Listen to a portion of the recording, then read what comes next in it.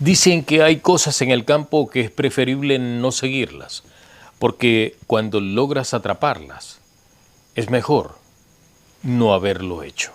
Esto pasó hace muchísimo tiempo a una familia que vivía en un pueblo tan distante que para llegar hasta allí había que caminar horas y horas a través de un camino de tierra. No era realmente un pueblo como los de ahora. Había casas desperdigadas entre una loma y otra, sembríos, árboles gigantescos y caminos que por la noche quedaban completamente oscuros. La familia de la que les voy a hablar tenía una casa distante y era una familia muy humilde. Vivían los padres y sus hijos pequeños. Y fue precisamente uno de ellos, el más pequeño, el que vio a la bruja. Poco después de la medianoche de una de esas oscuras noches, el niño más pequeño comenzó a llorar. Su madre se levantó pensando que el muchacho había tenido una pesadilla. ¿Qué te pasa? ¿Qué te pasa? El pequeño señalaba hacia la ventana. Hay una señora afuera. La mujer miró. No había nadie. Abrió la puerta, salió con una lámpara, pero solo encontró el patio vacío. Sin embargo, el muchacho insistía. Estaba parada allá, mamá, me estaba mirando. La madre hasta ese momento pensó que era solo producto de la imaginación, hasta que escuchó unos golpes en la ventana. La mujer levantó la mirada fijamente y por unos segundos se percató de que había una silueta del otro lado de esa ventana. Era una mujer porque tenía el cabello largo y estaba demasiado quieta. La madre se asustó y dio unos pasos hacia atrás, y cuando volvió a mirar ya no había nadie. Al día siguiente le contó a su marido, pero el hombre no se burló. En el campo los viejos tenían muchas creencias. Entre ellas decían que, por ejemplo, las brujas podían convertirse en animales, que podían caminar sobre los techos sin hacer ruido si quisieran, y que algunas se acercaban a las casas donde habían niños pequeños. Pero el abuelo dijo algo que hizo que todos se quedaran callados. Si vuelve a aparecer, no vayan a abrir por nada la puerta. Pasaron varios días y después comenzaron a ocurrir cosas extrañas. Los perros ladraban hacia el monte sin que hubiera nada o nadie. Las gallinas amanecían alteradas. Algunas noches se escuchaba como si alguien rondara por la casa. Se sentían como pasos de una mujer o de una persona descalza. Pero cuando el hombre salía con su linterna a revisar, no había huellas. Una madrugada, uno de los muchachos volvió a levantarse llorando, pero esta vez no señalaba hacia la ventana, señalaba al techo. Está caminando arriba. Todos quedaron paralizados y entonces escucharon otros sonidos. Eran como pasos sobre el techo. El hombre tomó un machete y salió de la casa. Los pasos se detuvieron de pronto. Miró hacia arriba, pero no había nada, y cuando volvió a entrar a la casa, encontró algo que no supo explicar. En la tierra, justo frente a la puerta, encontró unas huellas. Eran de pies humanos, pero estaban al revés. Los talones apuntaban hacia la casa y los dedos hacia el camino. Los más viejos de ese caserío decían que eso era señal de que la bruja estuvo allí. Según la creencia, lo hacía de ese modo para que la gente creyera que se estaba alejando, cuando en realidad estaba ocurriendo lo contrario. Desde entonces esa familia dejó de dormir tranquila, y una madrugada ocurrió algo peor. Uno de los niños salió de la casa mientras el resto de la familia dormía.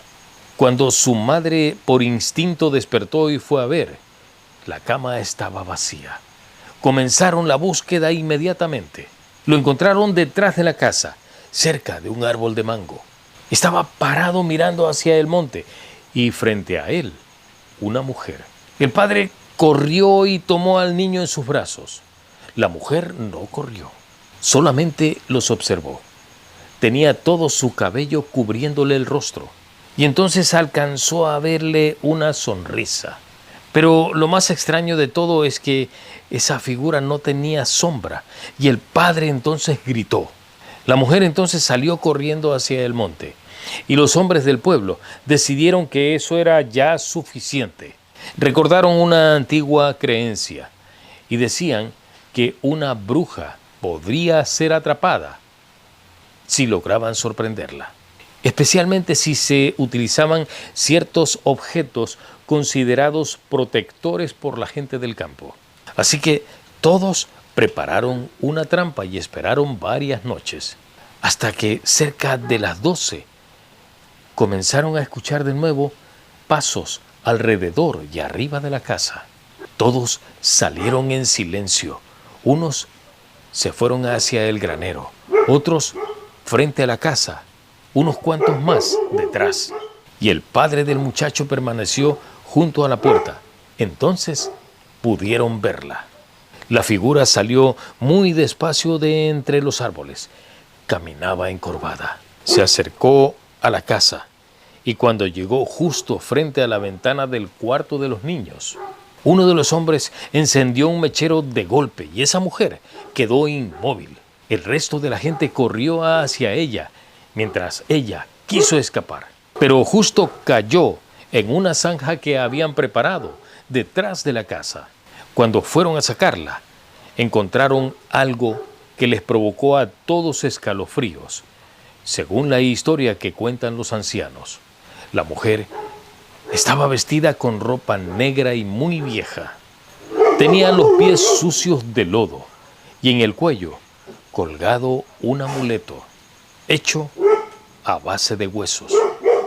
La gente del pueblo inmediatamente dijo que aquello significaba que esa mujer era una bruja. La amarraron y la llevaron hasta la casa de una anciana que conocía de todas estas cosas y de las creencias del campo. Pero antes de que pudieran preguntarle quién era, la mujer comenzó a reír. Era una risa baja, ronca, desgarrada.